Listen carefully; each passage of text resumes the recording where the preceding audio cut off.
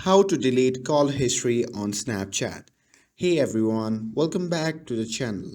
In today's video, I'll show you how you can delete your call history on Snapchat. So, if you have made calls before but don't want them showing up, I'll show you how to remove them in just few simple steps. But first, take a second to hit that subscribe button down below. Thanks guys. Now, let's open the Snapchat app first. Now, once you have opened it, simply tap on the profile icon shown in the top left corner of the screen. And once you are in your profile section, simply tap on the gear icon shown in the top right corner of the screen. And once you are in the settings section, simply scroll down all the way to the bottom, and here under the account action, you can see the option labeled as clear conversation. So simply tap on that.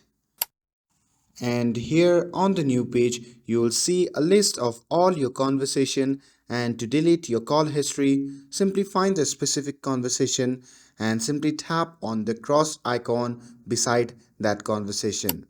And from the pop-up menu, simply tap on clear. But keep in mind that this will remove the entire conversation, not just the call history. And unfortunately, there is no option to delete only calls without erasing the full chat.